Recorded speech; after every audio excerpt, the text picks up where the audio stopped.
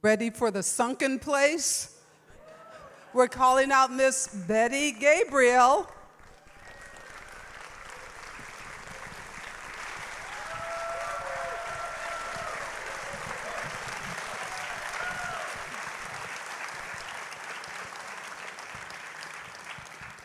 And you know the tradition, we give a golden thumb, but before I give you this, I still have to say that movie still freaks me out.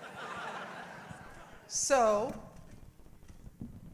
the originals we had were actually a casting of Rogers, thumb and hand. These are a little different, but the same idea, and they were made by the same people who make the Academy Awards. So, we are honored to give one to you tonight.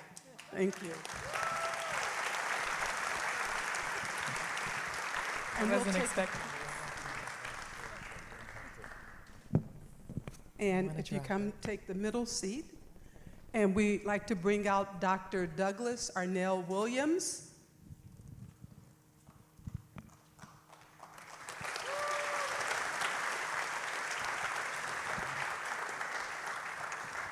And Melissa Batista.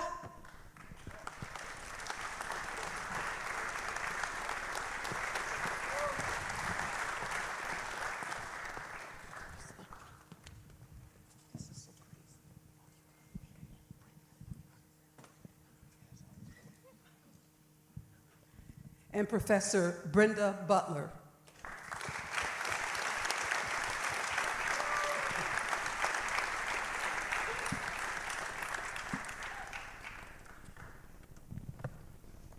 And I'm going to sit on this one. I'm going to primarily listen, but this movie, I was saying that usually there are movies that have kind of violence in them we don't usually show here, but this one is so psychologically twisted. I just love it, and I just wanted to give you the first, I'm going to give Dr. Doug the first question. I was listening to you, Chaz. I was thinking of some other things. Wow, this is such a powerful movie. I think when it hit, it was something quite unexpected, because if we think of Jordan Peele, his comedy series with Keys, and actually Keys has a new book out on sketch comedy, which I have a copy of. Him and his wife put it out a couple years ago on the history of it.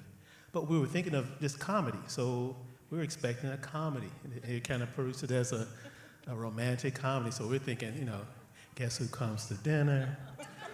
We were thinking of maybe even of the local architect. I think even subsequently what came out later on, the Korean film that got Best Film, Parasite, it slowly snuck up on you, kind of laughing, oh, this is funny. It's got some racial tropes to it, it's got some stereotypes, you kind of, and you think, wait a minute, they aren't going to go that far, but they keep going. It's almost like the TV series Shameless, like, oh my God, they went beyond what I could even imagine. And so, what was it like, or did you even have an idea of what this film was? I mean, you probably had a certain amount of script given to you and your character, but did you have an idea of what this might become, or? Yes and no. I would say, yes, I read the script and thought it was quite mind-blowing and strange and unique. But to see how it came together like this, there was like the actual sunken place I hadn't, seen. So, yeah, it transcended even my initial awe of the story itself on the page. And then there were all these weird things, like I showed up in the hair and makeup trailer, and they were like, okay, here's this wig you're gonna wear. I was like, oh, okay, got it. So yeah, there was, and he actually had a tough time getting funding, according to him. Like everyone kind of went, what? You're not in it for one, and it's not a comedy, it's a horror comedy, what? They just couldn't get on board with it. A lot of people couldn't, So it sounds like some things were unknown to you. I mean, the wig obviously was something new they were adding, but did you have all the pieces? I mean, it seems like there were some things that were keeping from you, or they were maybe evolving as they were going into production. Is that? I mean, I think he had a lot of clear ideas. But yeah, there was always change on the day, or things were slightly evolved here and there. But yeah, he had a very specific idea of what he wanted to see visually. And so, I mean, clearly it's in the final piece, you know, just how specific he got. Melissa's also a filmmaker, and I like to hear your point of view and a question for her. My question had to do with audiences for you. The first time I saw, this is my third time seeing the film, the first time I saw it, you know, had just come out, and I saw it, you know, back home, inner city crowd. Like, I had never seen a film like that with, I'm not saying that I had, obviously we haven't seen a film like that before, but the way that the audience received it was not like we were at a movie, we were at a concert, or like the way people were getting up out of their seats when he took the cotton out of his ears, like cheering. People were just jumping up like, let's go, you know, it was just. You were in New York, right? You didn't say what city? It actually wasn't in New York. I spent some of my formative years in the inner city in Connecticut, and it was like mostly Black and Hispanic, and that's who I saw the film with. And then, you know, the second time I saw it, you know, I go back to New York and I tell my husband, we have to see this movie. You gotta see this movie. But then we saw it like on a Tuesday in Queens with like 3 people in the audience, and every time there was a moment, I was just like, and then it was just so different.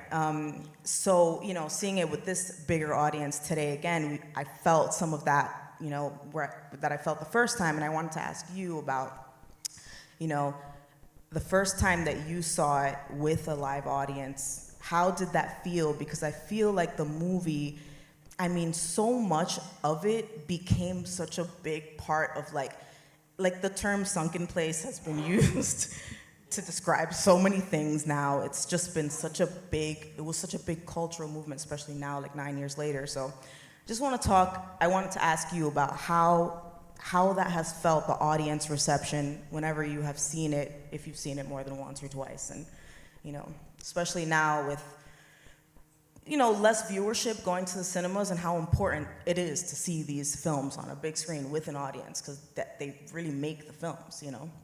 Yes, I absolutely agree with that. And during and after COVID, I thought, okay, well, won't be going to the movie theaters ever again. And it's very sad, that reality, and then to sort of like accept that. And it's just, yeah, when you go to a movie like this, any movie, and it's, you know, if you go to it opening night, it's going to be quite a different experience from when you go, you know, a month into the run. It's just the audience, who you are there with, adds to the experience. So it's just great. It is. We have to keep cinema alive. But I wish I had seen it with a full house of Black people. I just know that it would have been such an amazing experience, but that was not my experience. But who knows? And Doug alluded to this. This is about them. Al Pacino told me that I had to watch these really crazy guys who were really funny, and I don't remember why I was talking to Al Pacino about it, but he was the one. He was actually at my house. I think it was. This really sounds weird at night, but it's true. I just remember. What I couldn't, it was hard for me to think of Jordan Peele doing a movie like this, especially for his first time out away. How did they find you? How were you cast? And what do you think you brought to that experience? Well, I brought quite a bit of my classical training, and in good ways and in bad, because talk about a sunken place, that is quite, there's a part of you that just, you have to like deaden to get through drama school. I don't know if you know anyone who has gone to drama school, maybe you yourself have, but it's quite brutal. And you just have to like keep showing up and keep investing. But yeah, but also I learned a lot, and classical training does give you a physicality and a vocal awareness, attunement, and all that. So I feel like I brought that. But I did audition for this. I submitted a tape, and I was actually in the mountains of Peru, the Andes Mountains. And I thought, there's no way I'm gonna get this in. There's no one, I don't have a smartphone. There's no one here that can, help me with it. So, but I managed to get it in, and it was quite a feat. And thank goodness, I just, through trial and tribulation, I had to like get on a bus for 24 hours. I had to like Facebook someone, and there's like luckily a documentary filmmaker in the next town, and I had to get a thumb drive, and it took like 4 hours to upload. So yeah, I'm glad I got the job because it was quite the most harrowing audition process.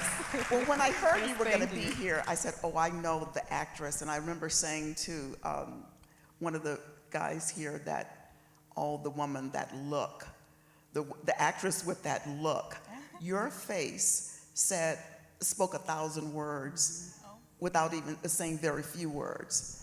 And that's one thing that really came through that film. But I wanted to ask you, too, about the symbolism.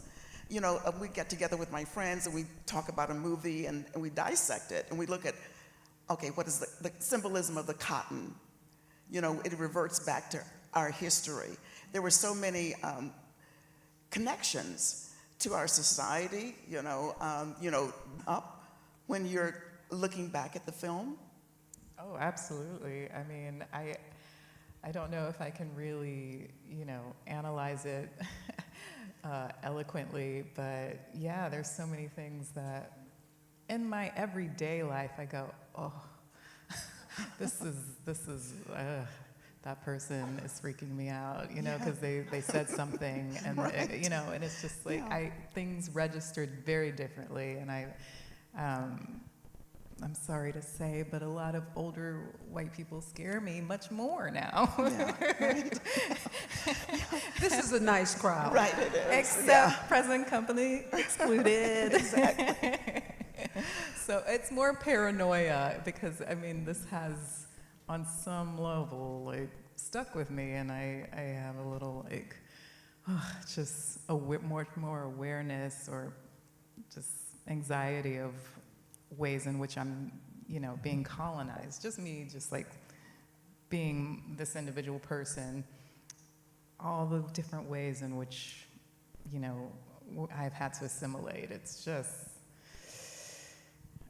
horrifying. And did Jordan Peele talk about that kind of stuff with you and the crew, and the other actors before? How was that process working with him? We didn't have many discussions. No, it wasn't like a college course. Here we are, but I'm sure there are many college courses now that have been spawned by this piece, and that's amazing. But yeah, on the days that we were working, it was just, let's tell this story. Let's be very specific about our characters and what we want and what we need, and just go about it. Yeah. Were you on set for the entire filming or just for your segmented parts? For most of the filming, yeah. Okay. Just because we, had to be, I had to like float around in the back. Right, exactly. Okay. So yeah, I had to be there for most of it. And this was shot in Fairhope, Alabama. Oh. And there were lots of Trump signs on lawns. And I just thought, oh, this is ridiculous. And now I'm like, oh no, they won. Right. Again, twice. It's just. What was that? Oh, they said not for long. Because this is our last screening of the day, we go to the audience a little sooner, so that's okay. Let's get some questions from the audience.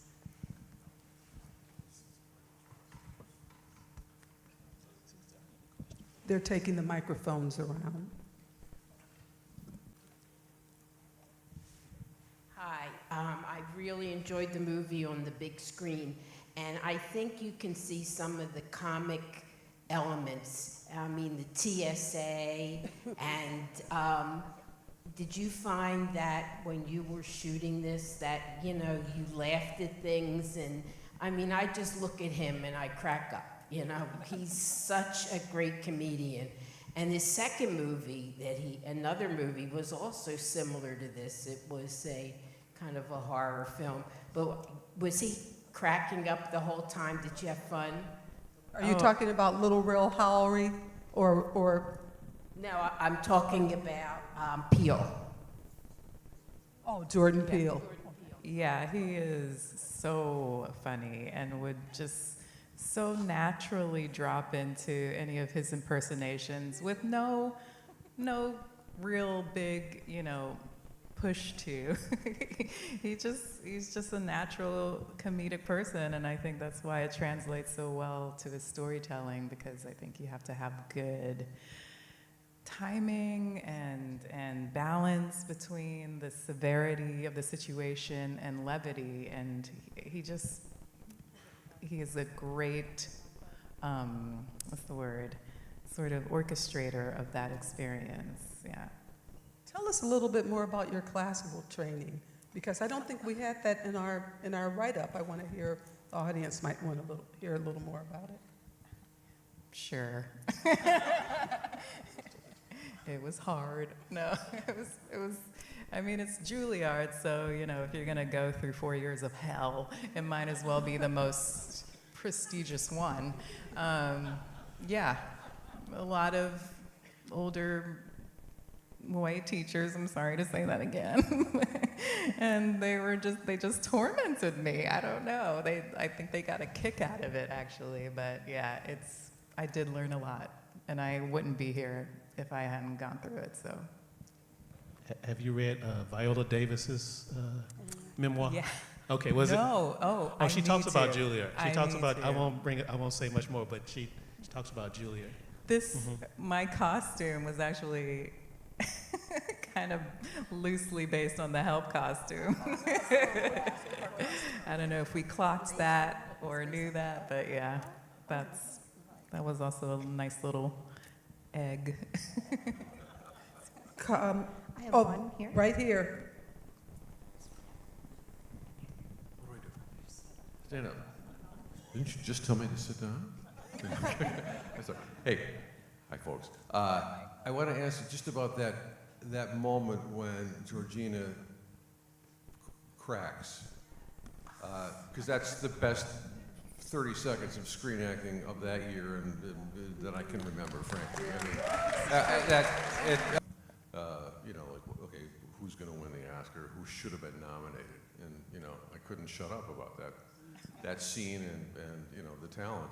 How much of what we see in the final cut here is something that was on the page that sort of just kind of caught your interpreter's mind about, like, okay, this is something I can kind of map out carefully, and it needs to be mapped out carefully, or was it simply more something like it just that plus it happened that way, spontaneity after all the sort of planning or training? I guess that's my question. Just how that scene turned out to be so damn good. It's really a shot or two. It's not even a whole scene. Yeah. Well, it was basically scripted exactly as how you see it. The cinema gods said, "Don't tell them." I mean, yeah, and I often say, because I do get asked this from time to time, I do often say, well, you know, it's a process. I'm serious. They're like, stop talking. Get out. It's, you know, it was my process, and that's what that was. But I do feel that Jordan had that specific moment. Oh.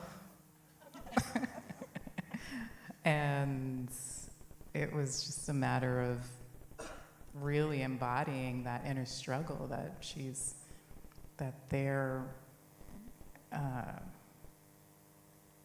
they're doing. I mean, she's primarily grandma, but this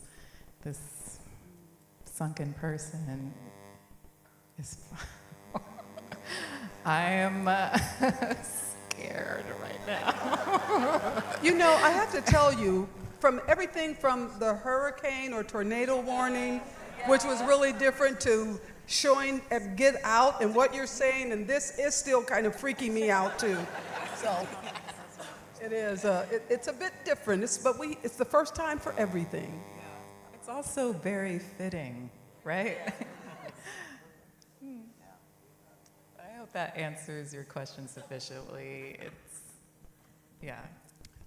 Take the next question. I just want to ask someone who's in charge of us leaving safely. After this is over, have we been here long enough so that we can go out safely from the tornado warning? You can answer me. Somebody will get an answer to us. Okay. Who was next? Okay. Microphone. Hello. Great seeing you guys. You mentioned how the dress was loosely inspired by Viola Davis's outfit in that film, and I was wondering what other character inspirations you were perhaps drawing from when you were, I guess, acting out the character. Were that you thinking of anyone in particular when doing your performance? Yeah. I mean, so Jordan says in all of his interviews, and he said it to us on set, his main inspirations were Rosemary's Baby and Stepford Wives, so I studied those religiously. And I also went way back to Bride of Frankenstein and maybe some other older ones, but definitely that one. And I just soaked her up. I mean, talk about... I'm gonna stop saying old white people, but just one more time, talk about really soaking in old whiteness. I mean, it doesn't get any older. That woman, obviously she's younger, but she's brilliant, and she does all these wonderful physical things that I became obsessed with and incorporated into my play.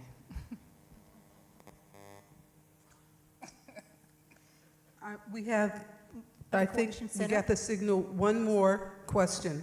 I can't see, so can you, if you have the microphone, will you? Hi, I wanted to piggyback off the performance question from earlier. I think the scene where Georgina cracks is phenomenal, but you're also just kind of lurking through the rest of the movie.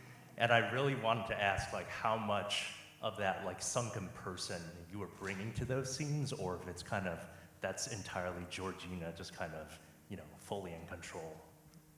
Well, she's unique in that she didn't need the flash to come to resurface. And whether that's because she's a specific individual or grandma was just not quite dominating her well enough. I mean, that's open to interpretation, and I have read lots of interpretations, and I go, that's up to you as an audience member to feel and analyze and interpret what you see. You have that freedom, but yeah, I will highlight that she is not in need of the flash to surface. And even though she doesn't fully, she comes quite close. And yeah. Yeah, I know you mentioned it's in the bio. You've done some work at Steppenwolf. I just got through ushering one of the performances, one of the newer works that they have there, called Windfall. Yeah. Oh yeah, it's. I'm gonna go see it. Yeah, you got to go see it. In terms of your theatrical training, what's next? What do you work? What do you? Because we want to see more. Obviously, that scene was powerful. Your work in this film. What else out there is underway, or that we should see that you're working on? Well, hopefully it makes it to a theater near you or a streaming service on your TV. But I did do this dance movie recently. I used to be a dancer, so it's called Prima. It's being submitted to festivals right now, so we might be a year away from it reaching you, but hopefully it does. I have not seen it, but I do play a choreographer, and I do get to move a lot, and yeah, I'm excited about it. Who directed it? It was the Morelli brothers. They come from the fashion world, but this is their first narrative piece. Yeah. And Faye Dunaway is in it. Faye Dunaway? I mean, different. We won't talk about how that scared me to like work with her. But honestly, we also fell in love with each other. She's a great human being, and a legend. So, yeah.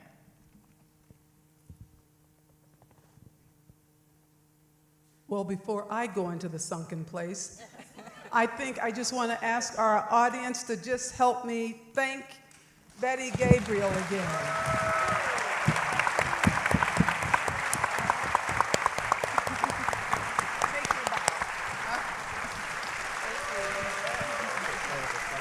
I'll see you guys at the after party. Unless you become a pumpkin. Thank you. I think we start at 9 o'clock tomorrow. Okay, see you.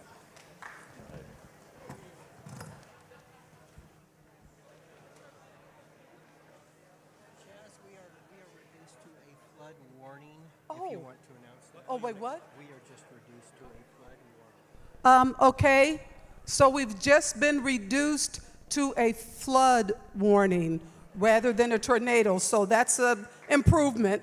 Still, drive carefully out there. Please be careful. Thank you.